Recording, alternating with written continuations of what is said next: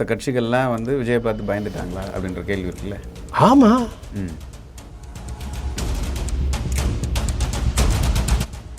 கட்டுக்கோப்பா இல்லை தொண்டர்கள் சேர உடைக்கிறாங்க, இது போன்ற விமர்சனங்களுக்கு பதில் சொல்லி தான் ஆகணும். இல்லை சார், அதான் சார், ஒரு மிகப்பெரிய நிகழ்ச்சி நடக்கின்ற பொழுது சிறு சிறு சம்பவங்கள் இருக்குல்ல, அதை ஏன் பெருசுப்படுத்துறீங்க?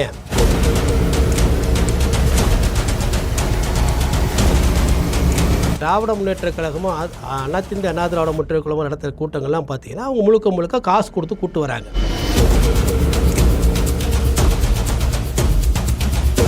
மாநாட்டுக்கு வந்த ஒரு நபர் பேனர் கட்டும்போது இறந்துட்டாருன்னு சொல்லி ஒரு தொண்டர் உங்கள் மாநாட்டுக்கு வராரு, இறந்துருக்காரு, குறைந்தபட்சம் அவருக்கு ஒரு இங்கே தலைவர் இப்போ எதுக்காக போயிட்டுருக்காரு? அங்கங்கே கட்சி தொண்டர்களை சந்திக்கிறாரு, மாவட்ட நிர்வாகிகளை சந்திக்கிறாரு, டெய்லி பேசிக்கிட்டு இருக்காரு சார். எங்கே சார் சார் பேசுகிறது? ஏர்போர்ட் விட்டு இறங்குறாருங்க, பஸ்ஸுலேயே போகிறாரு, மேலே இருந்து பேசுகிறாரு, பஸ்ஸுலேயே கிளம்பி வந்துடுறாரு. அந்த டிவி மூலியமாக, அந்த ஆப் மூலியமாக தமிழ்நாட்டில் இருக்கக்கூடிய கடைசி தொண்டன் வரையும் அவர் பேசிகிட்டு இருக்கார். அந்த வீடியோ பேசின மாதிரி வீடியோவை ஏதாவது சமூக வலைதளங்களில் விட்டுருக்கீங்களா சார்? திமுக குடும்பத்தில் போய் கேளுங்க சார், திமுக குடும்பத்தில் போய் கேளுங்க. அப்பா திமுகவாக இருக்கலாம், ஆனால் அந்த குழந்தைங்க இருக்க ஒரு பொண்ணோ பையனை வந்து தாவேக்காவுடைய தலைவர் விஜய்க்கு தான் ஓட்டு போடணும்னு சொல்லிட்டு இருக்கிறாங்க. நியூஸ் டுடே தமிழ் நேயர்களுக்கு வணக்கம்.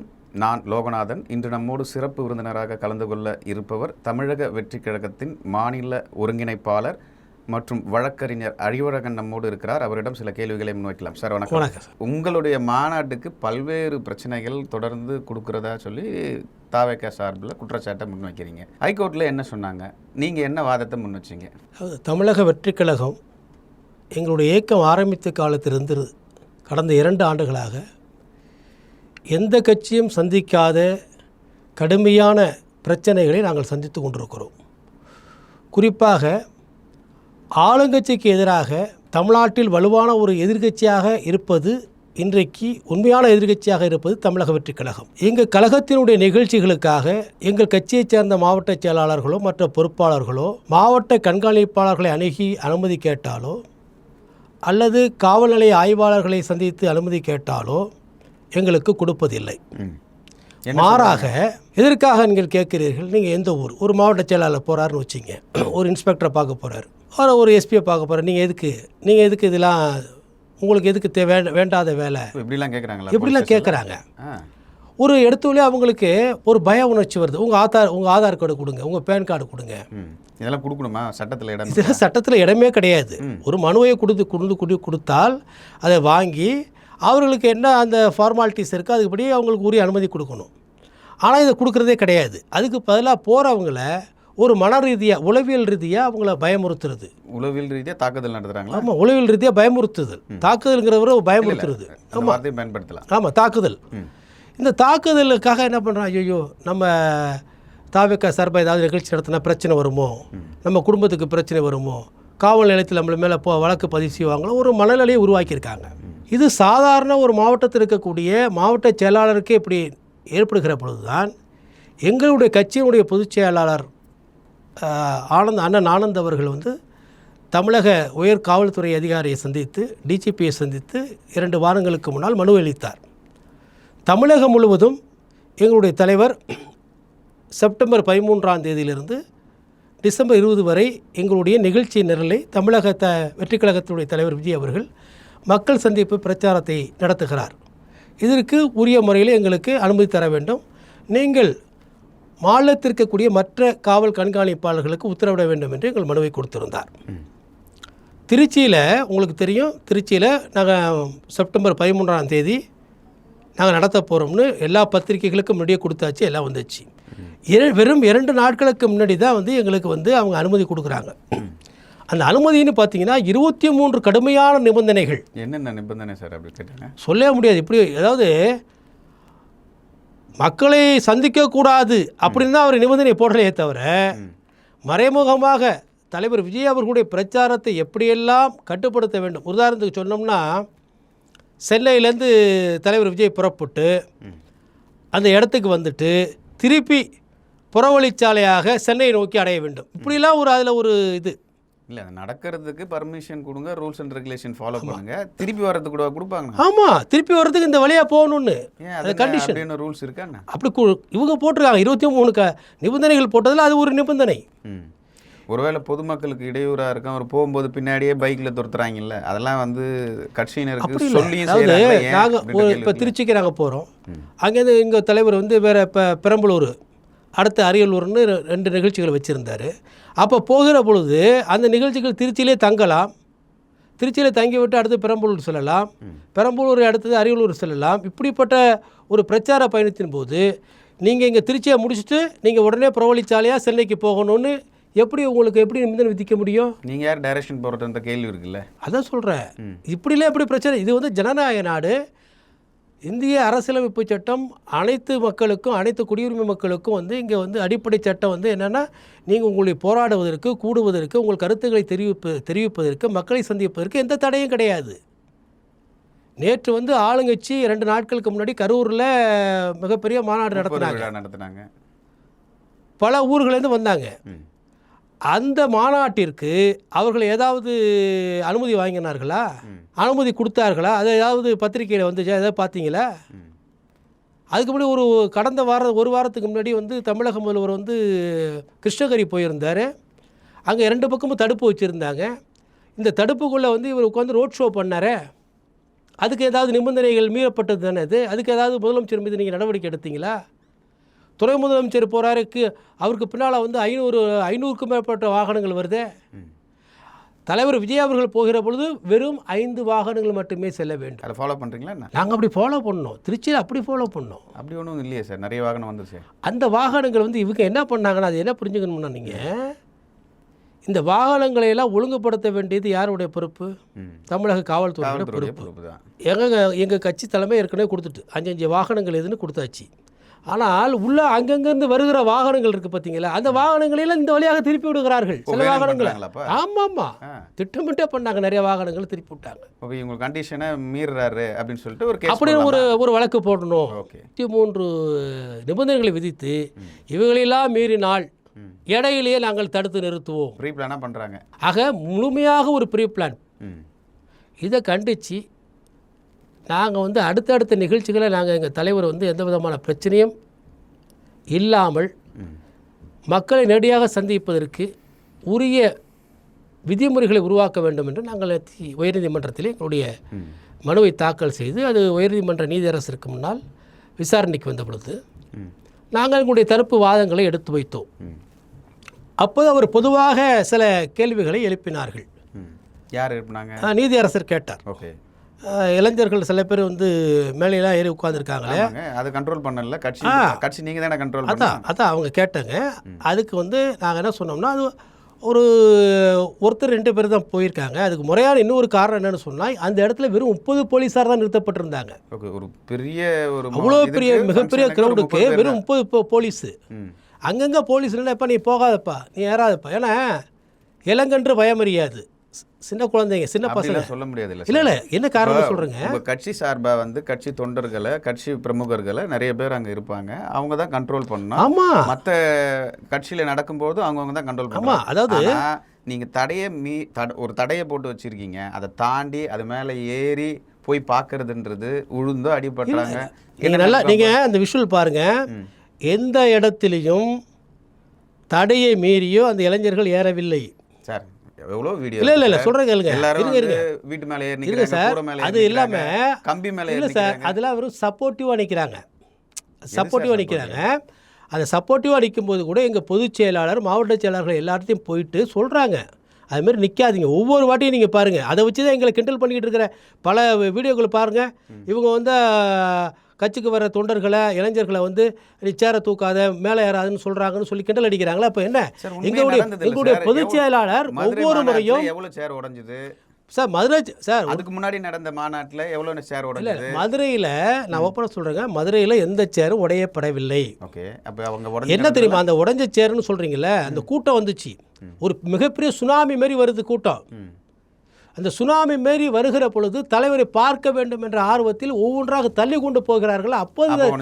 அப்போ வந்து ஏதாவது உடைஞ்சிருக்கு, ஒரு சில சேர்கள் தான் உடைஞ்சிருக்க தவிர ஒட்டுமொத்தமாக இவங்க என்னன்னா சில ஆளுங்கட்சிக்கு ஆதரவான ஊடகங்கள் சில சம்பவங்களை எங்கேயாவது எடுப்பதை வைத்து ஒட்டிய வெட்டியும் இது இந்த கூட்டத்தில் நடந்துச்சு, இங்கே நடந்துச்சு, அப்படி நடந்துச்சுன்னு இல்லை. தலைவர் ஏறி நின்று பார்க்கும்பொழுது உடையில சேரு சார், அதான் ஒரு ஆர்வத்தில் வர்றது. இது எப்படின்னா லட்சக்கணக்கான மக்கள் வருகிறாங்க. எல்லா கட்சிகளும் மாநாடு நடத்துறாங்க, பல்வேறு நிகழ்ச்சி நடத்துறாங்க, அங்கெல்லாம் உடையாத சேரு தாவேக்கா நடத்தும் மாநாடு சொல்றேன். அதுக்கு நான் சொல்றேன் சார், சுய கட்டுப்பாடு இல்ல. அதுக்கு நான் சொல்றேன், நான் சொல்றேன். திராவிட முன்னேற்ற கழகமும் அனைத்திந்திய அண்ணா திராவிட முன்னேற்ற கழகமும் நடத்துகிற கூட்டங்கள்லாம் பார்த்தீங்கன்னா அவங்க முழுக்க காசு கொடுத்து கூட்டு வராங்க. ஒன்றிய செயலாளர்கள், நகர செயலாளர்கள், மாவட்ட செயலாளர்கள் அவங்க கூட்டு வர்றாங்க. அவங்க பொம்மையாக உட்காந்துருப்பாங்க.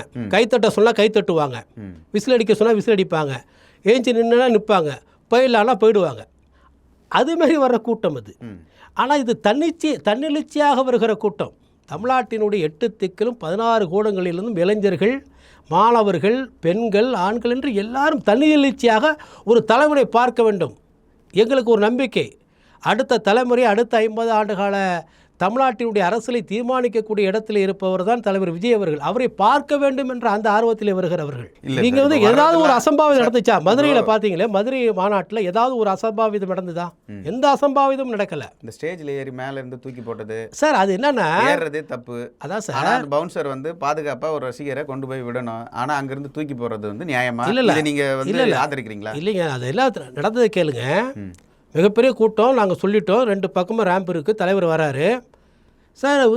இந்த மாநாட்டை சீர்குலைக்க வேண்டும் என்று சில சக்திகள், சில கட்சிகள், யார் தெரியாது உங்களுக்கு யார் எங்களை சார், தாவேக்காவுடைய வளர்ச்சியை விரும்பாத கட்சிகள் யார் யார் இருக்கா தமிழ்நாட்டில்? நீங்களே சொல்லுங்க சார். திமுக இருக்கு, ரெண்டாவது இந்த சீமான் கட்சி இருக்கு, நாம் தமிழர் கட்சி, பாஜக இருக்கு. இவங்களுக்கெல்லாம் எங்களை பிடிக்காது. இவ்வளோ மிகப்பெரிய கூட்டத்தை அரசியலுக்கு புதிதாக வந்தவர் அப்படின்னு சொல்லி இவங்க பேசிக்கிட்டு இருக்கிற இடத்துல, அதுவும் மதுரையில், தமிழ்நாட்டினுடைய அரசியலை தீர்மானிக்கக்கூடிய மதுரையில், அது ஒரு வேலைக்கிழமை, சனி ஞாயிறு கிடையாது. இவ்வளோ மிகப்பெரிய கூட்டத்தை ஒரு இயக்கம் நடத்துகிறது என்று சொன்னால், அமைதியாக நடத்திவிட்டால் அதற்கு எல்லோரும் கருத்தை தெரிவிப்பார்கள். ஏதாவது ஒரு சில சம்பவங்களை, குந்தகங்களை விளைவிக்க வேண்டும் என்ற நோக்கத்தோடு நிறைய பேர் அனுப்பி வைத்திருக்கலாம் அல்லவா? அதனால தான் அங்கே பாதுகாப்பாக நிறுத்தப்படுகிறார்களே தவிர, நபர் ப்ரெஸ் மீட் கொடுக்குறாரு, பேசுகிறாரு, நான் தான் இந்த நபர், இந்த கட்சியில் நான் தான் உறுப்பினராக இருக்கேன், அவரே நேரடியாக பேசும்போது நீங்கள் இன்னொருத்தவங்க யாரோ வந்திருக்காங்க, தப்பு செய்கிறாங்கன்னு நீங்கள் எப்படி சொல்கிறீங்க சார்? இது பவுன்சர் பண்ண வேலை இல்லை சார். அதுக்கு கம்ப்ளைண்ட் கொடுத்தோம், ஒரு ஆள் கம்ப்ளைண்ட் கொடுக்குறோம், அது இல்லைன்னு தெரிஞ்சிருச்சு. இதுதான் ரியல் ப்ராக்டிக்கலாக நடந்தது சார். அதாவது இந்த கம்ப்ளைண்ட் கொடுத்தார்ல, பொய்யா கம்ப்ளைண்ட் கொடுத்ததுங்கிறது தெரிஞ்சு போச்சு. ஆனால் தூக்கி போட்ட நபர் நான் தான், சாரி நாங்கள் விழுந்த நபர் நான் தான், நான் தான் உண்மையான ஆள்னு சொல்லி வீடியோ எவிடன்ஸோட கொடுக்குறாங்க. அந்த பையனால கொடுக்க முடியல. இல்லை, அது எப்படி தெரியுமா அங்கே நடந்துச்சு? கட்சி உறுப்பினர் தானே சார்? இல்லை சார், எப்படி நடந்ததுன்னா, இந்த ரேம்பில் வர்றாரு, ஒரு பாதுகாப்பாக தழுகிற பொழுது கீழே மக்கள் இருக்கிறாங்க, இவ்வளோ இடம் தான், கீழே எல்லாம் விழுந்துட்டாலும் ஒன்று பெருசாலாம் ஒரு விபத்து நடந்துடாது. அதெல்லாம் பார்த்து தான் பண்ணாங்க, பார்த்து தான் நடந்துனாங்க. அதனால நீங்கள் கீழே விழுந்துட்டா அவருக்கு அடிபட்டுருமோ? வீடியோ நீங்கள் கொடுத்த வீடியோ தான் சார், நீங்கள் எடுத்த வீடியோ தான் சார். தூக்கி போகிறது நல்லா தெரியும் சார். சப்போஸ் அவன் கீழே விழுந்து இறந்துட்டானா அவனுக்கு யார் சார்? சார் அப்படி யார் சார்? சார் அப்படி நடப்பதற்கு எந்த விதமான சாத்தியமும் கிடையாது. அவர்கள் ஏற்கனவே பயிற்சி பெற்றவர்கள் தான். அந்த பயிற்சியாளர்கள் ஏற்கனவே பயிற்சி பெற்றவங்க. அவங்க எப்படி கையாள வேண்டும் என்று அவங்களுக்கு தெரியும். பாதுகாப்பாக தான் அவரை இறக்கி விட்டார்கள். அவர் அதுக்கு பிறகு இருந்தார். ஒரு சுய கட்டுப்பாடு, சுய ஒழுக்கம் அப்படின்றது ஒரு கட்சி தலைவர் சொல்லியும் ஒருத்தவங்க கேட்கலன்னா என்ன மாதிரியான தொண்டர்கள் இருக்காங்க அப்படின்ற ஒரு கேள்வி பொதுவாக எல்லா கட்சி சார்ந்த நபர்களும் முன்வைக்கிறாங்க. இல்லை, எங்கள் தலைவர் சொன்னால் எல்லா தொண்டர்களுமே கேட்குறாங்க, எல்லா ரசிகர்களும் கேட்குறாங்க, கட்சிக்காரங்க கேட்குறாங்க. ஆர்வ மிகுதியால் நடைபெறக்கூடிய சில சம்பவங்கள், அதீத ஆர்வம், ஒரு தலைவனை பார்க்க வேண்டும் என்கிற அதீத ஆர்வம், அந்த ஆசை, அதில் சில பேர் அந்த கூட்டத்தில் நெரிசலில் முட்டி மோதி போவாங்க. அதை மட்டுமே நீங்கள் ஒரு படமாக எடுத்து வைத்துக்கொண்டு இப்படி நடக்குது அப்படி நடக்குது. ஏங்க நீங்கள் 2 நாட்களுக்கு 24 மணி நேரத்துக்கு முன்னாடியே அங்கே உட்காந்துருந்தாங்களே, அவங்கள பற்றி எங்கேயாவது சொன்னீங்களா? யாராவது சொன்னீங்களா?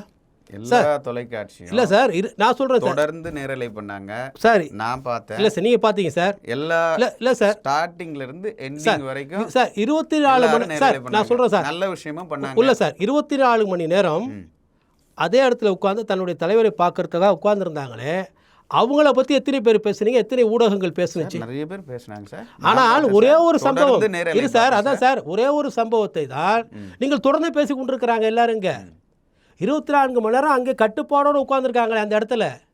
ஆச்சரியம் இல்லையா? அவங்களுக்கு எங்கள் கட்சி சார்பாக தண்ணீர் பாட்டில் கொடுத்தோம், பிஸ்கட் கொடுத்தோம், உணவு கொடுத்தோம், எல்லாத்தையும் அங்கேயே கொடுத்துக்கிட்டு இருந்தோம்.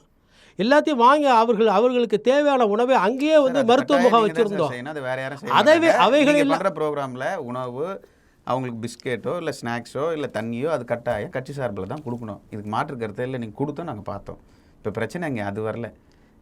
கட்டுக்கோப்பாக இல்லை, தொண்டர்கள் சேர உடைக்கிறாங்க, இது போன்ற விமர்சனங்களுக்கு பதில் சொல்லி தான். அதாவது சார் அத்தனை பாக்ஸில் 24 மணி நேரம் கட்டுக்கோப்பாக உட்கார்ந்தவர்களை பற்றி யாரும் பேசுவது இல்லை. கடைசி நிமிடத்தில் ஒரு சில வினாடிகளில் நடந்த சில சம்பவங்கள், அந்த சம்பவங்களை நேர்ந்துவிடக்கூடாது என்கிற அந்த பயத்தின் காரணமாகத்தான் அவ்வளவு லட்சக்கணக்கிலே மக்கள் திரளுவார்களுக்கு முன்னேற்பாடுகள் அனைத்தையும் செய்தார் எங்களுடைய பொதுச் செயலாளர், எங்களுடைய துணை பொதுச் செயலாளர், எங்களுடைய தலைவருடைய வேண்டுகோளை ஏற்று. அந்த ஒரு சம்பவத்தை மட்டுமே வைத்துக்கொண்டு இவர்கள் வந்து கட்டுப்பாடு இல்லாதவர்கள் என்று சொல்லவே முடியாது. என்னன்னு சொன்னால் கேளுங்க, தமிழகம் முழுவதும் எங்கள் தலைவருடைய பிறந்த நாளை முன்னிட்டு புத்தகங்கள் கொடுக்குறோம், ஏழைகளுக்கு உணவு கொடுக்குறோம். இவங்களாம் யார் பண்ணுறாங்க? அவங்களாம் வந்து எந்த கட்சியில் இருந்தாங்க? அவங்க சம்பாதிச்ச காசை வச்சு இந்த நாட்டில் இருக்கக்கூடிய ஏழை எளிய மக்களுக்கும் படிக்கிற குழந்தைகளுக்கும் தேவையானதை வாங்கி கொடுக்குறாங்க. தொண்டர் தான் செய்கிறான்னு சொல்லி எல்லாருக்கும் தெரியுது. அதுவே ஒரு பெரிய விமர்சனமாக வைக்கிறாங்க. இப்போ நான் திருச்சி மேட்டருக்கே வரேங்க. இவ்வளோ பெரிய க்ரௌடில் மேலே வண்டியில் ஏறும்பொழுது தவறி விழுந்து அந்த ஆடியோ பாக்ஸில் ஒரு நபர் விழுறாரு. நீங்கள் தான் அந்த லைவ் பண்ணி எல்லாருக்கும் சோர்ஸ் கொடுத்தீங்க. அந்த இடத்துல வந்து மைக் கட் ஆயிடுச்சு. யாரும் ஒரு தொண்டர் தான் விழுறாரு. அந்த வீடியோவும் இருக்குது, நம்ம பார்த்தோன்னு வச்சிங்களேன். இப்போ இதை வந்து கரண்ட் ஆஃப் பண்ணிட்டாங்கன்னு சொல்லி 19 ஒரு குற்றச்சாட்டை வைக்கிறது சரியா? ஆமாம் சார். இல்லை, நான் விழுந்த வீடியோ நான் பார்த்தேன் சார். அரியலூரில் தொண்டர் தான், உங்கள் தொண்டர் தான் அந்த பாக்ஸ் மேலே விழுறாரு, மிக்சிங் பாக்ஸ் மேலே விழுந்தது உடனே அந்த கட் ஆகுது. இன்னொரு விஷயமும் அங்கே நடந்தது. லேபிள் மைக் இன்னும் சொல்லுவாங்கல்ல, கார்ட்லெஸ் மைக் இருந்து அதை கொடுக்க தவறிட்டாங்கன்ற விஷயமும் நான் பார்த்தேன். இல்லை சார், அதான் சார் ஒரு மிகப்பெரிய நிகழ்ச்சி நடக்கின்ற பொழுது சிறு சம்பவங்கள் இருக்குல்ல, அதை ஏன் பெருசுப்படுத்துறீங்க? அவ்வளோ பெரிய கூட்டத்தை நாங்கள் வந்து ஒழுங்குபடுத்தி அவ்வளோ எளிதாக வந்து அந்த திருச்சியுடைய போக்குவரத்தை சரி செய்யக்கூடிய வகையில் அந்த இடத்த சீக்கிரமாக இந்த தலைவர் நடந்து போனார்ல, எங்கள் தொண்டர்கள் நடந்து போனாங்கல்ல, அதை ஏன் பேச மாட்டேங்கிறீங்க? சின்ன சின்ன சம்பவங்கள் வந்து பெரிய க்ரௌடுங்க. திருச்சியிலே இது வரைக்கும் நடக்கவே இல்லைன்னு எல்லாரும் சொல்கிறாங்க, ஊடகங்களும் சொல்லுச்சு. இவ்வளோ பெரிய மாஸ் க்ரௌட் நடந்துச்சு. அதுக்கு என்ன காரணம்? காவல்துறை இல்லையா சார்? காவல்துறை இல்லையா? காவல்துறை இல்லை நீங்க சார். நான் என்ன சொல்றேன் சார், சார் காவல்துறை செக்யூரிட்டி போட்டிருக்க வேண்டும் சார்.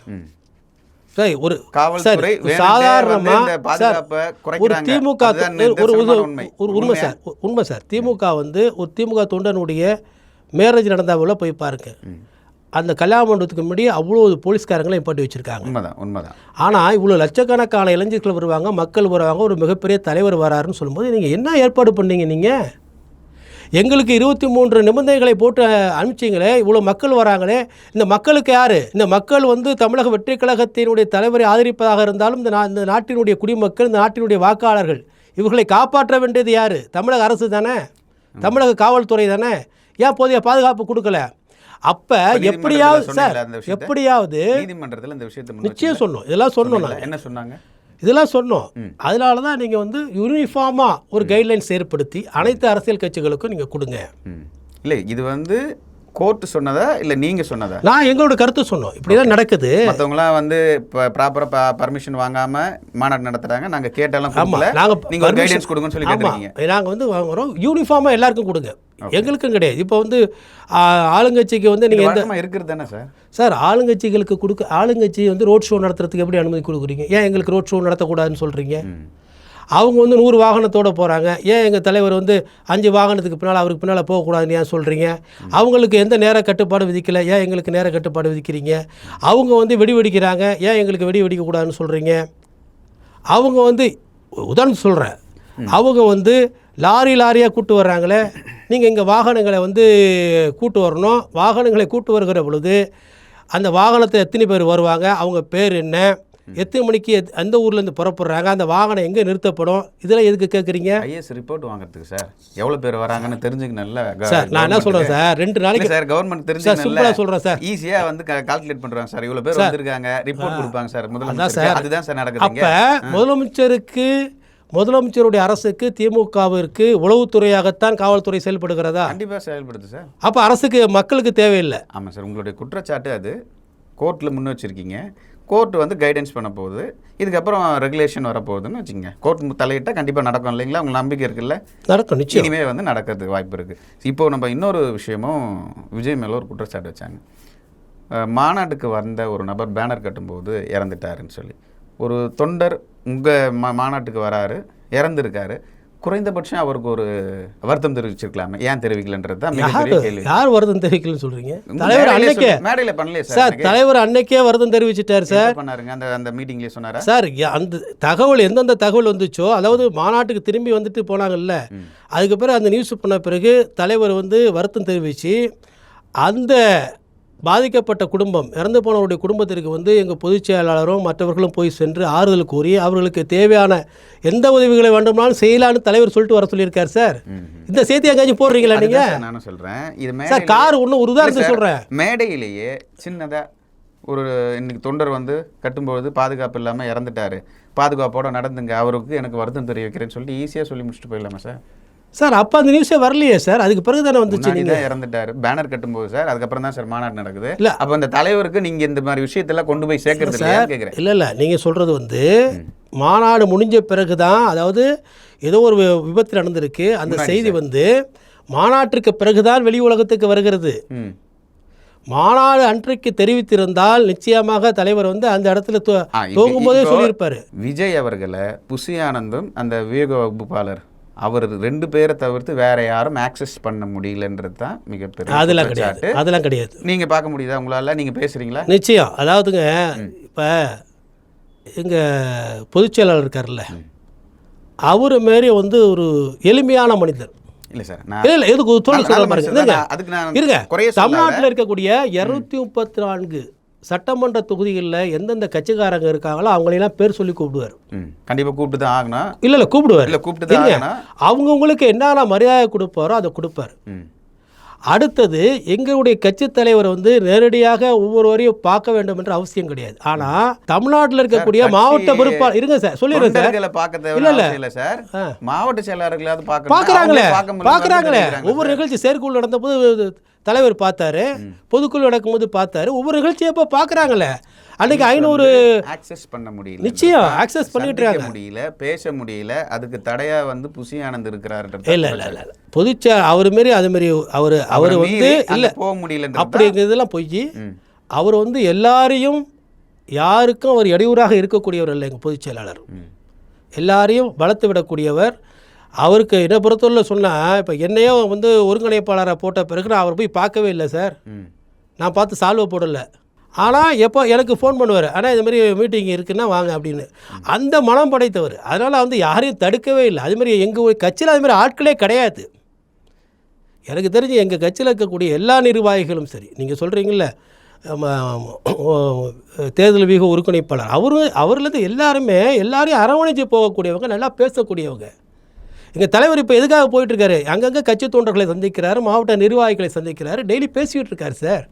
எங்கே சார் சார் பேசுகிறது? ஏர்போர்ட் விட்டு இறங்குறாருங்க, பஸ்லேயே போகிறாரு, மேலே இருந்து பேசுகிறாரு, பஸ்லேயே கிளம்பி வந்துடுறாரு. எங்கே போய் சார் நான் என்ன சொல்கிறேன், ஏன்னா நீங்கள் ஏன் சொல்கிறேன்னா அந்த கேள்வி, தாவேக்கா தான் கிட்டத்தட்ட லாங்கஸ்ட் லைவ் பண்ணது, வேறு நிறுவனம் பண்ணல, தமிழக வெற்றி கழகம் தான் பண்ணுச்சு. இந்த லைவில் எல்லா விஷயத்தையும் நேரடியாக கண்டினியூட்டியாக பார்க்குறாங்க. அதனால் சொல்கிறேன்.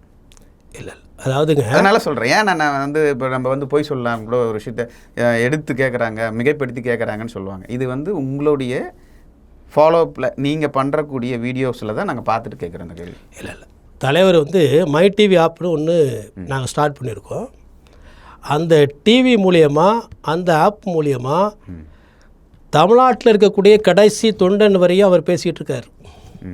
அந்த வீடியோ பேசின மாதிரி வீடியோவை ஏதாவது சமூக வலைதளங்களில் விட்டுருக்கீங்களா? ஏன் இல்ல அவரோட விஜயோட ஆப்ல வழக்கமாக வீடியோலாம் போடுவார், அது மாதிரி எதனா? சார் அவர் பேசிகிட்டு இருக்காரு சார். கட்சி தொண்டர் கட்சி நிர்வாகிகளை வந்து எவ்வளோ பேர் நீங்கள் ஒரு இலக்கு வச்சுருக்குறோம், 2 கோடி பேரை தாண்டி ஒரு இலக்கு உறுப்பினர்களை சேர்த்துக்கிட்டு இருக்கோம் சார். அவர் பேசிக்கிட்டு இருக்காரு சார், பார்த்துக்கிட்டு இருக்காரு சார். சேர்ந்துருக்காங்க இதுவரை 1.5 கோடியை தாண்டி இருக்கு. அதிகாரப்பூர்வமாக சார்? அதிகாரப்பூர்வம்னா உங்களுக்கு எடுத்து தர்றேன்னாங்க. எனக்கு தெரிஞ்ச தகவல் வரைக்கும் ஒரு 97 லட்சம் பேர் சேர்ந்துருக்கதா சொல்லி நான் சார் நாங்கள் சொல்கிறோம். நாங்கள் வந்து ஒரு 1.5 கோடியை தாண்டி நாங்கள் சொன்ன பிறகுதான் திமுக வந்து அவங்க மாவட்ட செயலாளர் கூட்டத்தில் அறிவிக்கிறாங்க, நீங்களாம் வந்து உறுப்பினர்கள் சேர்க்கணும், நீங்கள் வந்து மாவட்ட செயலாளர், ஒன்றிய செயலாளர், நகர செயலாளர் போலி உறுப்பினர்களை சேர்க்கக்கூடாதுன்னு அறிவித்தாங்க. நாங்கள் உண்மையான உறுப்பினர்களை சேர்த்துக்கிட்டு இருக்கிறோம். எங்களுடைய உறுப்பினர் சேர்க்கை முகம் எப்படி தெரியுமா பார்த்துருக்கீங்கன்னா, வாக்காளர் அடையாள அட்டை போட்டால் தான் நீங்கள் உள்ளே போக முடியும்.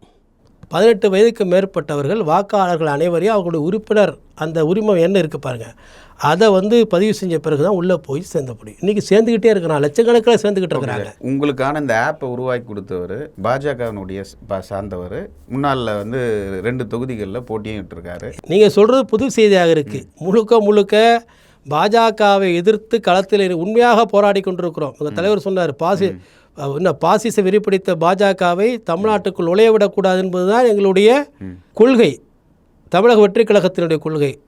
அப்படி யாராவது வந்து பத்திரிகையில் வர செய்தி, அந்த கிசு செய்திகளுக்கெல்லாம் நாங்கள் பதில் சொல்ல வேண்டியது அவசியம் இல்லை. முழுக்க எங்கள் தலைவருடைய மனதில் தோன்றியதை மற்ற நிர்வாகிகளோடு சேர்ந்து தான் இந்த ஆப்பை உருவாக்கி இருக்கிறார்கள். அதுதான் உண்மை. பத்திரிகையில் எதிராச்சும் வரும் சார். எனக்கு தெரிஞ்ச உண்மையை நான் சொல்கிறேன் சார். பத்திரிகையிலையும் திமுக வந்து எங்களுடைய வளர்ச்சியை பிடிக்காமல் அவங்க பரப்பக்கூடிய அந்த வதந்திகளுக்கெல்லாம் ஒவ்வொரு ஆட்டையும் பதில் சொல்லிட்டு இருக்க முடியாது. நீங்கள் இப்போ நீங்களே பார்த்து தான் சொல்கிறீங்க. இப்போ உங்களால் சொல்ல முடியுதா? ஆதாரத்தை நான் சொல்கிறேன். அந்த ஆதாரம் கிடையாது, அதெல்லாம் பொய் சார். அப்படிங்களா சார்? எங்கள் கட்சியில் யார் சார் இல்லை, எல்லா இன்டலெக்சுவல்ஸும் இங்கே இருக்காங்க சார். எல்லா இன்டலெக்சுவல்ஸும் எங்கள் கட்சியில் இருக்கிறாங்க. எங்கள் கட்சியில் அவ்வளோ மருத்துவர்கள் இருக்காங்க, அவ்வளோ வழக்கறிஞர்கள் இருக்கிறாங்க, பொறியாளர்கள் இருக்கிறாங்க, சாஃப்ட்வேர் படித்தவங்க இருக்கிறாங்க. எங்கள் கட்சியினுடைய கிளை இந்த மலேசியாவை பார்த்தீங்களா நீங்கள்? மலேசியாவிலேருந்து எத்தனை பேர் மாநாட்டுக்கு வந்தாங்க, சிங்கப்பூர்லேருந்து மாநாட்டுக்கு வந்தாங்க. உலகத்தினுடைய பல நாடுகளில் நல்லா படித்து இங்கேருந்து தமிழ்நாட்டிலேருந்து படிச்சுட்டு போயிட்டு அங்கேருந்து உருவாக்கி அனுப்பிச்சிக்கிட்டு இருக்கிறாங்க. அதாவது வாங்கன்னு சொல்லியிருக்காரு, யாரும் வரலையா இது வரைக்கும்? நீங்கள் பேசலன்றீங்க சார். கேட்குறேன், அது வந்து தலைவர் முடிவெடுப்பார் சார். கூட்டணியை பற்றி முடிவெடுக்க வேண்டிய இடத்துல நாங்கள் இல்லை. நான் ஒரு வழக்கறிஞர், அவ்வளோதான். இன்ஃபர்மேஷனாக கேட்குறேன். இது வரைக்கும் யாரும் பேசியிருக்காங்களா, பேசலையா, வில்லிங்க யாருன்னா வந்திருக்காங்களா? இப்போ என்ன சார், தேர்தலுக்கு இன்னும் 6 மாதம் இருக்குது சார். 6 மாதம் இருக்குது, இன்னும் 6 மாதம் இருக்குது. தமிழ்நாட்டிற்கு தேவையான இந்த தமிழகத்திற்கு தேவையான அடுத்த கட்ட அரசியலை உருவாக்குவதற்கு, அடுத்த கட்ட ஆட்சியை உருவாக்குவதற்கு எந்த வகையான கூட்டணி என்பதை எங்களுடைய தலைவர் முடிவு செய்வார். ஏன்னா இன்றைக்கி ட்ரெண்டில் வந்து தாவேக்கா தான் முதலிடத்தில் இருக்குது. நாங்கள் போய் யார்ட்டையும் தஞ்சை அடையணும்னு அவசியம் கிடையாது. இன்றைக்கி இதுதான் முதலிடத்தில் இருக்குது. நீங்கள் எங்கே போய் பாருங்கள், வீட்டுக்கு 2 ஓட்டு இருக்குது சார். திமுக குடும்பத்தில் போய் கேளுங்க சார். திமுக குடும்பத்தில் போய் கேளுங்க. அப்பா திமுகவாக இருக்கலாம், ஆனால் அந்த குழந்தைங்க இருக்க ஒரு பொண்ணோ பையனை வந்து தாவேக்காவுடைய தலைவர் விஜய்க்கு தான் ஓட்டு போடணும்னு சொல்லிட்டு இருக்கிறாங்க. அதுதான் இன்றைக்கி திமுக பயந்துருக்கு. எங்களுக்கு பிஜேபிக்கு ஓட்டு கிடையாது, காங்கிரஸுக்கு ஓட்டு கிடையாது, கம்யூனிஸ்ட்டுக்கு ஓட்டு கிடையாது, சீமானுக்கு ஓட்டு கிடையாது. ஆனால் எங்களுக்கு ஓட்டு இருக்குல்ல சார். இப்போது முக்கியமான ஒரு கேள்வி முன்வைக்கிறாங்க. பொறுப்புகள் அறிவிக்கிறதுக்கு வந்து தாவேக்காவில் பணம் வாங்குறாங்கன்னு சொல்லி குற்றச்சாட்டை முன்வைக்கிறாங்க. எங்கள் கேமராமேன் பின்னாடி இருக்கார். அவருடைய ஊரில் கிராம அளவில் தலைவர்களை பொறுப்பு நியமிக்கிறதுக்கு காசு வாங்குறதா சொல்லிட்டு இருக்காங்க. நீங்க இதை எப்படி பாக்குறீங்க? உண்மையா இல்ல பொய்யா சொல்றாங்களா சார்? முழுக்க பொய்யான ஒரு செய்தி சார். இந்த கட்சியில் சேரவங்கள, இந்த கட்சிக்கு புதிதாக வர்றவங்கள இதெல்லாம் பரப்பணும்னு சொல்லி அவங்க பொய்யா பேசிக்கிட்டு இருக்காங்க சார். உண்மைக்கு சத்தியமாக கிடையாது சார், 1% கிடையாது. ஓகே. இப்போ இந்த கேள்வி ஏன் வருதுன்னா, இதுக்கு முன்னாடி ரசிகர் மன்றத்தில் தொடக்கத்தில் இருந்த முன்னணியில் இருந்த நபர்கள் எல்லாமே தன்னுடைய சொந்த காசை செலவு பண்ணி பேனர் வைக்கிறது, போஸ்டர் ஓட்டுறது, நலத்திட்ட உதவிகள் செஞ்சவங்கெல்லாம் பெரும்பாலான நபர்கள் வந்து கட்சியிலேயே இல்லை, ஆனந்த் அவர்களால் ஒதுக்கப்பட்டிருக்கிறாங்க குற்றச்சாட்டை முன்வைக்கிறாங்க முன்னாள் நிர்வாகிகளும். சார் நான் வந்து மாவட்ட செயலர்களை பார்த்தேன் சார், 126 மாவட்ட செயலர்களை பார்த்தேன். அதில் 90% மேற்பட்டவர்கள் தலைவர் விஜய் அவர்களுடைய மன்றத்தில் இருந்தவர்கள். தொடர்ந்து 20 ஆண்டுகளுக்கு 25 ஆண்டுகளுக்கு மேலாக மன்றத்தினுடைய பொறுப்பாளர்களாக இருந்தவர்களைத்தான் மாவட்ட செயலாளராக அறிவித்திருக்கிறார்கள். இங்கே எடுத்துங்க, இங்கே உதாரணத்துக்கு சொல்கிறேன், இந்த பாலமுருகன் மாவட்ட செயலர் அம்பத்தூர், இங்கே குமார் பூக்கடை குமார், இதேமாதிரி எவ்வளோ பேர் ஒவ்வொரு சொல்லுவாங்க, திலீப் குமார், யார் எடுத்துக்கிட்டாலும் அவங்க ஏற்கனவே மன்றத்திலே பணியாற்றியவர்களைத்தான் மாவட்ட செயலராக நியமித்திருக்கிறார். தமிழ்நாட்டில் எல்லா ஊர்லுமே பாருங்கள். விஜய் அவர்கள் இந்த ஸ்டேஜில் பேசக்கூடிய அந்த ஸ்பீச்சில் வந்து அவராக பேசுகிறாரா இல்லை உங்கள் டீம் அவராக தான் பேசுகிறாரு. இந்த பேச்சை பேசுகிறதுக்கு யாரும் எழுதி கொடுக்கணும் பின்னால் இருந்து அவசியமே இல்லை. அவர் தினந்தோறும் தமிழ்நாட்டினுடைய அரசியலை படித்து கொண்டிருக்கிறார், பார்த்து கொண்டிருக்கிறார். இப்படி கடல் போல் அந்த வெள்ளம் கடல் மடை திறந்த வெள்ளம் போல பேசுகிறாருல்ல, இதை யாரும் சொல்லி கொடுத்து பேச முடியாது, மனப்பாடம் செய்து பேசிவிட முடியாது. இது அவருடைய உள்ளத்திலிருந்து வருகிற வார்த்தை, தெரிஞ்சிங்க. அந்த தொண்டர்களை, அந்த கட்சிக்காரர்களையும் தொண்டர்களையும் பார்த்து பேசுவது, இவைகளெல்லாம் அவருடைய உள்ளத்திலே உள்வாங்கி கொண்டு இது அதிலேருந்து வருகிற வார்த்தைகள் தான் பேச முடியும். இப்போ ரொம்ப அதிகமாக விமர்சனம் பண்ணது வந்து ஒரு முதலமைச்சர் அங்கிள்னு கூப்பிட்றது சரியா அப்படின்றலாம் இப்போ நிறைய டிபேட்லாம் போய் நினச்சி, உங்களுடைய ஒப்பீனியன் சார்? அது உங்களுக்கு தெரிஞ்சுங்க, சின்ன வயசுலேருந்து அவர் பார்த்து கூப்பிட்டுருந்துருக்கலாம், அங்கிள்னு கூப்பிட்ருக்கலாம். ஏன்னா அவங்க அப்பாவுக்கும், தலைவருடைய அப்பாவுக்கும் கலைஞர் அவர்களுக்கும் இந்த இருக்கக்கூடிய முதலமைச்சர் அவர்களுக்கு ஏற்கனவே தொடர்பு. அந்த அங்கிளுங்கிற அந்த உரிமையிலேயே அன்பாக தான், இப்போ திருச்சியில் பேசும்போது கூட சொன்னார் பார்த்தீங்களா, நான் உங்களை அன்பாக தான் சொன்னேன், அன்பாக தான் கூப்பிட்டேன். அதில் எந்த விதமான அதில் என்ன சார் இருக்குது? அங்கிள்ங்கிற வார்த்தை கெட்ட வார்த்தையா? இல்லை சார். ஒரு சார் நேருவை என்ன சார் சொன்னோம், நேருவை மாமா நாகரிகம், சபை நாகரிகம் இதெல்லாம் இருக்குது, அரசியல் நாகரிகம்னு ஒன்று இருக்குது. ஒரு முதல்வரை சொன்னால் மரியாதைக்குரிய மாண்புமிகு முதல்வர்னு சொல்லுவாங்க, அது மரியாதைக்குரிய நிமித்தமாக சொல்கிறது. இதில் வந்து அங்கிள் சொல்கிறது வந்து தனிப்பட்ட முறையில் சொல்லலாம், ஒரு பொது வழியில் மேடையில் உங்கள் மீட்டிங்கில் சொல்லும்பொழுது இது கிண்டல் செய்யக்கூடிய ஒரு நிகழ்வை தான் பார்க்குறாங்க. இல்லை கிண்டலே கிடையாது, பல அரசியல் தலைவர்கள் அப்படி தான் சொல்கிறாங்க சார். எங்களுக்கு பிடிக்காதவங்க சொல்கிறது சார், இது அங்கிளுங்கிறது கெட்ட வார்த்தையா? நீங்கள் அங்கிள் என்பது ஒரு உரிமையை எடுத்துக்கொண்டு பல ஆண்டுகளாக அவரோடு இருந்த, அதாவது அவர் திரையுலகத்துக்கு இன்றைய முதலமைச்சர் இருக்கக்கூடிய மு.க. ஸ்டாலின் அவர்கள் திரையுலகத்தை சார்ந்தவர் தான் அவர். அந்த அடிப்படை அன்பாகத்தான் சொன்னாரே தவிர அதில் எந்த விதமான உள்ளுணர்வோ காழ்ப்புணர்ச்சியோ இருப்பதாக நான் கருதவே இல்லை. திருச்சியில் நடந்த இந்த ரேலியில் பொதுமக்கள் பலரும் வந்து பாதிக்கப்பட்டதாக சொல்லி பேட்டிலாம் கொடுத்துருந்தாங்க. எங்களால் சரியாக ரீச் பண்ண முடியல, வேலைக்கு போக முடியல, எங்களுடைய ஒரு நாள் சம்பளம் கெட்டு போச்சுன்னு சொல்லி. இதை ஒரு ஆர்கனைஸ்டாக பண்ணலையா அப்படின்றது தான் இப்போ ஒரு கேள்வி சார். அதாவது அது எல்லாமே இவங்களா தேடி பிடிச்சி அவங்கள வேண்டியவங்களை திமுக காரங்களை வச்சுக்கிட்டு பேட்டி எடுத்தா இருக்கு சார். அதான் சார் எல்லாம் செட் பண்ணி கொண்டாடலாம் சார். சார் அதெல்லாம் பெரிய விஷயமா சார்? ஒரு டிஃபன் பாக்ஸை கையில் கொடுத்து, இப்போ எங்கே சார் யார் சார் டிஃபன் பாக்ஸ் கொண்டு போகிறா? ரோட்டில் இருக்க கடையில் வாங்கி சாப்பிட்டு போகிறாங்க. அவங்க போய் பேட்டி எடுத்தவங்கள பார்க்கல. அன்றைக்கி சனிக்கிழமை தான். ஏன் சனிக்கிழமை தலைவர் வச்சாருன்னா, அன்றைக்கி பள்ளிக்கூடங்கள் கிடையாது, கல்விக்கூடங்கள் கிடையாது, கல்லூரி மாணவர்கள் சொல்ல வேண்டியதில்லை, பெரும்பாலான அலுவலகங்கள் அன்றைக்கி மூடி இருக்கும். இதெல்லாம் கருத்தில் வச்சு தான் யாருக்கும் பாதிப்பு வரக்கூடாது, போக்குவரத்துக்கு எந்த விதமான பிரச்சனையும் வரக்கூடாதுன்னு தான் சனிக்கிழமை வச்சார். ஆனால் இவங்க எத்தனையோ அரசியல் கட்சிகள் எத்தனை போராட்டம் நடத்தியிருக்காங்க தமிழ்நாட்டில். சிறை நிரப்பு போராட்டம், பஸ் எரிப்பு போராட்டம், சாலை மறியல் போராட்டம், ரயில் மறியல் போராட்டம், எவ்வளோது போராட்டங்கள் நடத்தி எவ்வளோ பொதுச்சொத்திற்கு குந்தகம் விளைவித்து இந்த நாட்டில் இருக்கக்கூடிய பல்வேறு நபர்களுக்கு குடைச்சல் கொடுத்ததெல்லாம் நீங்கள் பேசவே மாட்டேங்கிறீங்க. ஒரு தலைவர் வந்து விரும்புகிறாரு, சனிக்கிழமை வைப்போம், யாருக்கும் எந்த விதமான பிரச்சனையும் வரக்கூடாது, போக்குவரத்துக்கு பாதிப்பு இருக்கக்கூடாது, மாணவர்களுக்கு பாதிப்பு இருக்கக்கூடாது என்கிற நல்லெண்ணத்தின்பால் வாரத்துக்கு ஒரு நாள் சனிக்கிழமை வைத்திருக்கிறார். அதையும் நீங்கள் குற்றம் கண்டுபிடித்து அதில் ஏதாவது ஒன்று சொல்லி, திருச்சியிலே நாங்கள் இன்றைக்கு போனோம், வேலைக்கு செல்ல முடியவில்லை என்று யாரோ திமுகவுடைய அனுதாபிகளை வைத்து இவர்கள் பேட்டி எடுத்து மீடியாவில் போடுகிறார்களே தவிர அது உண்மை இல்லை. அன்றைக்கு யாரெல்லாம் சென்றார்களோ அவர்கள் எல்லாம் சென்று விட்டார்கள். ஒரு வேலைக்கு போகிற எத்தனை மணிக்கு போவோம்? 7 மணி 8 மணிக்கு போவாங்க சாதாரண. எல்லாம் போயிட்டாங்க. இவங்க எடுத்ததெல்லாம் பேர் இப்போ அந்த பேட்டிலாம் பார்த்தீங்கன்னா 1 மணிக்கு எடுக்கிறாங்க. 1 மணிக்கு யாருக்கு வேலைக்கு போக போகிறான்? 1 மணிக்கு பாதி பேர் சனிக்கிழமை திரும்பியில் வீட்டுக்கு வருவாங்க. அதெல்லாம் கிடையாது. யாருக்கும் எந்த விதமான பாதிப்பும் கிடையாது. திருச்சியில் நான் நேரடியாக நிறையா பேர் என்னுடைய நண்பர்கள், நான் திருச்சி சட்டக்கல்லூரியில் ஒரு 3 மாதம் படித்தேன். திருச்சியில் எனக்கு நிறைய நண்பர்கள் உண்டு. அவங்கள்ட்ட கேட்டேன் சார், அவங்களும் சொன்னாங்க, எங்கே ஒரு பிரச்சனையுமே இல்லையா, அவ்வளோ பெரிய கூட்டத்தை பார்த்து நாங்கள் ரசித்தோம் அப்படின்னு சொன்னாங்க. மாடியிலேருந்து நாங்கள் ரசித்தோம், இப்படி ஒரு கூட்டத்தை இந்த திருச்சி மாநகரம் சந்தித்தது கிடையாது, மக்கள் வெள்ளத்தை சந்தித்தது கிடையாதுன்னு சொன்னாங்க. மற்ற கட்சிகள்லாம் வந்து விஜயை பார்த்து பயந்துட்டாங்களா அப்படின்ற கேள்வி இருக்குல்ல? ஆமாம் சார், நீங்கள் பாருங்கள் சார், உண்மை சார், அது உண்மை. இந்த கூட்டத்தை மதுரை மாநாடு, விக்கிரவாண்டி மாநாடு, இந்த திருச்சி இந்த மக்கள் சந்திப்பு, இவரை பார்த்து பயந்து கிடக்குறாங்க சார் இன்றைக்கி. ஏன்னா ஒரு புதிய தலைமுறை, ஒரு சுனாமி மாரி வருது சார், ஒரு சுனாமி சார். இது சுனாமி வந்து சொல்லிட்டு வராது சார். திடீர்னு ஒரு சுனாமி வந்துன்னா எப்படி 2004 வந்தது பாருங்கள், சுனாமி வந்தது பாருங்கள். சுனாமி நம்மள்ட்ட சொல்லிட்டு வந்துச்சு. கடற்கரை அது வரையும் ரசித்து பார்த்துக்கிட்டு இருந்தோம். அதுக்கப்புறம் ஒரு மாதம் யாருமே பீச் பக்கமே போகல. அதேமாதிரி இப்போ இன்றைக்கி ஒரு பெரிய சுனாமி அலை உருவாகி இருக்க தமிழ்நாட்டில். அந்த சுனாமியை உருவாக்கி இருப்பவர் எங்களுடைய தலைவர் விஜய் அவர்கள். இவ்வளோ ரசிகர்கள் வந்து வாக்களிப்பாங்களா அப்படின்றது கேள்வி ஒன்று. ஆமாம், ஏன்னா சில நேரங்களில் தேர்தல் முடிவாகிறது வந்து அந்த வாக்களிக்கிறதுக்கு முன்னாடி இருக்கக்கூடிய ஒரு நேரம் தான். பல தேர்தல்கள் மாறி இருக்கு. உதாரணத்துக்கு சொல்லணும்னா, ஒரு தடவை ரஜினி வந்து வாக்களிக்கும் போது ஒருத்தர் கேமரா எடுத்து காமிச்சிட்டாப்புல. அந்த தேர்தலில் 2வது முறையாக அதிமுக வந்து வெற்றி பெறுது. ஸோ இவ்வளோ கூட்டங்கள் வந்து தேர்தலில் வந்து வெற்றியாக மாறுமா, வாக்களிப்பாங்களான்றது ஒரு கேள்வி.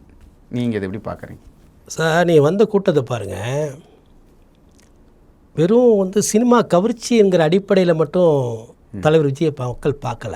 நீங்கள் பாருங்கள், நீங்கள் ஒரு நம்பிக்கையாக பார்க்குறாங்க, தன்னுடைய வழிகாட்டியாக பார்க்குறாங்க. ஒரு பெண் பார்த்துட்டு அழுகுறாங்க. தன்னால் பார்க்க முடியலையே. ஒரு நடிகரை வந்து ஒரு நடிகராக அவரை பார்க்கல, ஒரு நடிகராக பார்க்கல. அடுத்த 50 ஆண்டு காலத்திற்கு நம்மளை வழிநடத்த சொல்லக்கூடிய ஒரு தலைவராக இவர் இருப்பார். அந்த அடிப்படையில் வந்திருக்காங்க. வெறும் சினிமா கிரேஸ் மட்டும் அவர்கிட்ட கிடையாது. ஓகே, எல்லோரும் சொல்லலாம். வந்து நீங்கள் ஒரு பேச்சுக்காகனா சொல்லலாம், அவர் வந்தால் கூட்டம் இருக்கும், இவர் வந்தால் கூட்டம் இருக்கும், அவர் வந்தால் நீங்கள் போய் அவருக்குள்ள வச்சு கூட்டு பாருங்களேன். இப்படி ஒரு கூட்டம் வருதுன்னு பாருங்களேன். நீங்கள் தான் கூட்டு பாருங்களேன். முப்பெரும் விழாவிலே வரலன்னு சொல்லிக்கிட்டு. முப்பெரும் விழாவில் யார்? நீங்கள் தான் பெரிய லெவலில் வச்சுங்க. எங்கே கூட்டம் இருந்துச்சு? எந்த வீடியோக்கள் உங்களை யாருமே அவங்க பேசுகிறதுக்கு ஒரு விஷயமே இல்லையே. அவங்களாம் சொல்லிக்கிட்டாங்க கடுமையான கூட்டம்னு சொல்லிக்கிட்டாங்களே தவிர அந்த கூட்டமே தெரியவே இல்லையே. அதெல்லாம் காசு கொடுத்து வர வைக்கப்பட்ட கூட்டம். மாவட்ட செயலாளர்கள், ஒன்றிய செயலாளர்கள் அவங்களாம் காசு கொடுத்து அந்த இருக்கக்கூடிய பகுதியில் இருக்கக்கூடியவங்களை கூட்டு வர கூட்டம். இது அப்படி கிடையாதுங்க, தன்னிச்சையாக வர்ற கூட்டம் சார் இது. இல்லை, அதில் மழை பெஞ்சதால சில பேர் வரலன்னு சொன்னாங்க. என்னத்த மழை பெஞ்சிச்சு? கரூரில் வந்து செந்தில் பாலாஜி அவர் கூட்டாத கூட்டமே இல்லையே. அவர் கூட்டாத கூட்டத்துக்கு கூட ஒன்றும் பெரிய அளவில் கூட்டம் இல்லையே. அது எதை காமிக்குது? திமுக தொண்டர்களை இன்றைக்கி வந்து தலைவர் விஜய் வர்றதை விரும்புகிறான். அடியில் இருக்கிறாங்க பார்த்தீங்களா? திமுகவில் அடிநிலையில் கடைநிலையில் இருக்கக்கூடிய தொண்டர்கள் திமுக அந்த தேர்தலில் வரக்கூடாது, ஏன்னா விஜய் தான் வரணும் அப்படின்னு திமுகவுடைய கடைநிலை தொண்டர்கள் விரும்புகிறாங்க. பிஜேபி வந்து இன்றைக்கி ஒரு மக்கள் விரோத சக்தியாக இருக்குது, அதுக்கு வேலை இல்லை. சீமானை வந்து ஏற்கனவே நாங்கள் வந்த பிறகு ஒரு சுனாமி அடித்த பிறகு சீமான் வந்து இப்போ மரங்களை கட்டி பிடிச்சிட்டு பேசிகிட்டு இருக்கிறாரு. அப்படி ஒரு சூழ்நிலை அப்படின்ற கேள்வி இருக்குல்ல. அது அவர் தான் கேட்கணும். ஆனால் அவர் எங்களை தான் தாக்குறாரு. அவருடைய இவ்வளோ கடுமையாக சீமான் உங்களை தாக்குறாருன்ற ஒரு கேள்வி இருக்குல்ல. விஜய் குறிப்பாக ஏற்கனவே தம்பின்னு சொல்லி பேசினவர் திடீர்னு ரொம்ப கடுமையான விமர்சனங்களை முன்வைக்கிறாரு. ஏன் சார்? அவர் வந்து யாரை ஒன்றாச்சும் தாக்குவார் சார். தந்தை பெரியாரையே தாக்குனார். சரி, என்ன காரணம் குறிப்பாக விஜயை ஃபோக்கஸ் பண்ணி அடிக்கிறதுக்கு? சார் அதான் சார் பொறாமை சார். பொறாமையினுடைய வெளிப்பாடு. அவர்கிட்ட இருந்த இளைஞர்கள் எல்லாம் இவர்கிட்ட வந்துட்டாங்க அப்படின்ற எண்ணமா? இல்லை சார், அவர்கிட்ட வந்து ஒரு கொஞ்சமாக இளைஞர்கள் இருந்தாங்க. இந்த தொண்டை கிழிச்சிக்கிட்டு சத்தம் போடுறது, பேசுறது, ஏரிமலை மாரி பேசுறது, இதெல்லாம் வந்து ஒரு வகையான ஒரு சில இளைஞர்கள் வசப்படுவாங்க. அந்த பேச்சு போக போக போக இது ஒரு பொய்யான பேச்சுன்னு தெரிஞ்ச பிறகு அவங்க ஒரு தலைவரை தேடுறாங்க. அப்போ தலைவர் விஜய் வர்றாரு, எல்லாரும் இங்கே வந்துட்டாங்க. இப்போ சீமானுடைய மொத்த கூடாரமும் காலி. நிர்வாகிகளும் ஏற்கனவே திமுக தூக்கிட்டு போயிட்டாங்க. அதிமுகவில் கொஞ்சம் பேர் சேர்ந்துட்டாங்க. இப்போ மற்ற நிர்வாகிகளாக இல்லாமல் இருந்தாங்களா, அவங்க எல்லாமே எங்கே வந்துட்டாங்க? இங்கே அது மொத்த கூடாரமும் காலி ஆகி போச்சு. கூடாரம் காலியான பிறகு என்ன பண்ணுவாங்க? யாரை தாக்கணும்? எங்களை தான் தாக்கணும். ஏன்னா அவருக்கு தெரியுது இது இது வந்து அவர்கிட்டருந்து போகிறவங்க நேராக திமுகவுக்கு போக மாட்டான், அதிமுகவுக்கு போக மாட்டான். எங்கே நேராக வந்து தமிழக வெற்றி கழகம் எங்கன்னு கேட்டு தான் போவான். பல்வேறு விஷயங்களை குறிப்பாக தமிழக வெற்றி கழகத்தினுடைய அடுத்த கட்ட நகர்வு பயணத்தை பற்றி நியூஸ் டுடே தமிழுக்கு பேட்டி அளித்ததற்கு ரொம்ப நன்றி. வணக்கம். நன்றிங்க சார், தேங்க்யூ. நேயர்களே, இன்ட்ரெஸ்டிங்கான வீடியோக்களை தொடர்ந்து நாங்கள் தந்து கொண்டிருக்கிறோம். எங்களுக்கான அங்கீகாரம் என்பது எங்கள் சேனலை சப்ஸ்கிரைப் பண்ணி இந்த வீடியோவை பாருங்கள். நன்றி சார்.